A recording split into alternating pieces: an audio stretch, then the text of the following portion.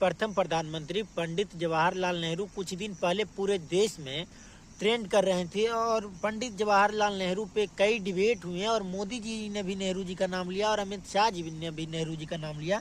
लेकिन समझने का ज़रूरत यह है कि पंडित जवाहरलाल नेहरू जो कि 1947 से 1964 तक अपने देश के प्रधानमंत्री के पद पे विराजमान रहे, लेकिन उनका काम कोई नहीं जानता है कि पंडित जवाहरलाल नेहरू ने अपने देश के लिए क्या क्या किया। तो आइए आज उनके कामों पर चर्चा करते हैं। साथियों, सबसे पहले तो मैं आपको बता दूं कि जब अपना देश आज़ाद हुआ था तो अपने देश आर्थिक असंतुलित से जूझ रहा था। देश में कुछ भी नहीं था, खाने पीने के लिए कुछ बचा नहीं था, देश में कोई लोकतांत्रिक व्यवस्था नहीं था। वो तमाम चीज़ें तो आम बात है साथियों, ये सब तो आम बात है, इस सबको मैं नहीं गिनाऊंगा। और नेहरू जी ने इस सब को सुलझाया और देश को एक मान लीजिए कि कह सकते कि नेहरू जी अपने देश के पिलर थे आज़ादी के बाद। तो नेहरू जी के ये सब तो आम बातें हैं। अब आइए बात करते हैं कि नेहरू जी ने आज़ादी के बाद क्या किया। अगर पहला काम गिनाया जाए तो लोकतांत्रिक व्यवस्था की मजबूती। अगर बात किया जाए लोकतांत्रिक व्यवस्था की मजबूती मतलब आप समझ ही रहे होंगे, ज़्यादा एक्सप्लेन करने की ज़रूरत है नहीं।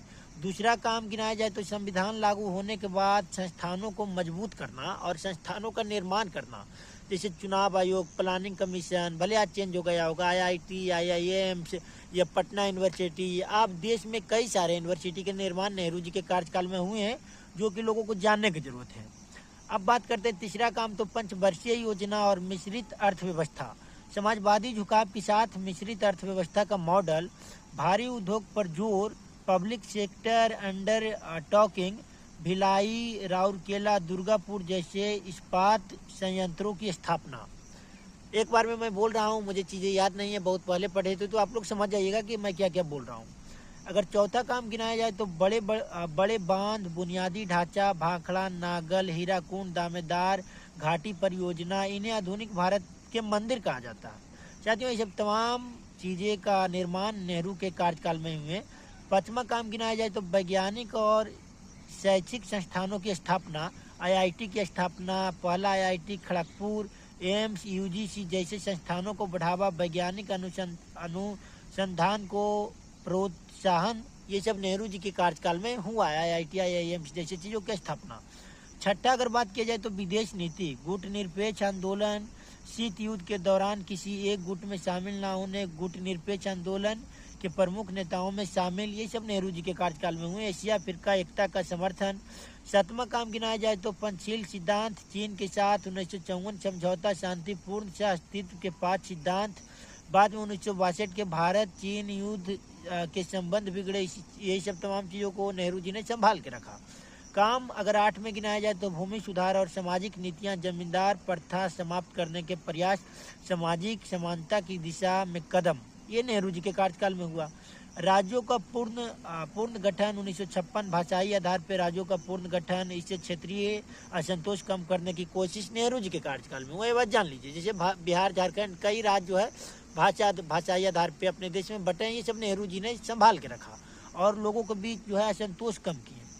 अगर 10वां काम गिनाया जाए तो आलोचना और चुनौतियां, 1962 का भारत चीन युद्ध, बड़ी सैन्य हार, कश्मीर मुद्दे, संयुक्त राष्ट्र में ले जाने का निर्णय, अर्थव्यवस्था में धीमे, तमाम काम में जो है पंडित जवाहरलाल नेहरू के कार्यकाल में हुआ, जिसका 10% भी इस देश के वर्तमान प्रधानमंत्री नरेंद्र मोदी नहीं कर पाए हैं। और तो और नेहरू जी ने जो बना के गया देश भर में, वो मोदी जी बेच रहे हैं। मोदी जी और शाह जी दोनों मिल करके और पूरा RSS BJP मिल करके।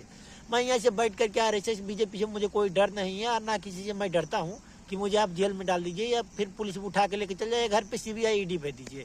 जो देश के हित में बात होगा एज ए यूथ पर्सन मैं करूँगा ही। और नेहरू जी के मैं कांग्रेस पार्टी में ना हूँ, ना NSY में हूँ, ना कांग्रेस पार्टी में राजनीति कर रहा हूँ।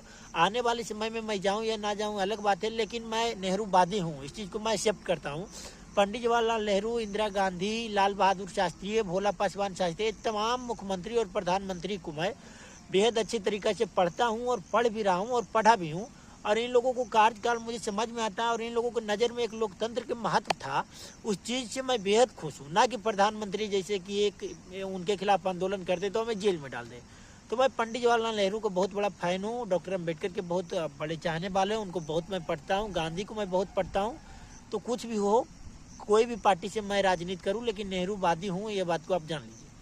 तब तक वीडियो को लाइक कीजिए और चैनल को सब्सक्राइब कीजिए। ज़्यादा से ज़्यादा देखिए, पंडित जवाहरलाल नेहरू को अगर अपने पे आके मैं काम गिनाने लगूँ या कांग्रेस पार्टी को, तो आप गिन नहीं पाइएगा। इंदिरा गांधी ने थोड़ी सी गलतियां की, जैसे इमरजेंसी को लेकर के, लेकिन 365 दिन अगर एक साल में होता, 65 दिन के कार्यकाल को छोड़ रहे, गिना रहे हैं, और 300 दिन के कार्यकाल को नहीं गिना रहे हैं, तो कहीं ना कहीं आपको मूर्खता है। इसलिए इंदिरा गांधी को इमरजेंसी का पहले जो कार्यकाल था, उस कार्यकाल को गिनाया जाए और इंदिरा गांधी का हिसाब किताब लगाया जाए कि कैसे प्रधानमंत्री थे।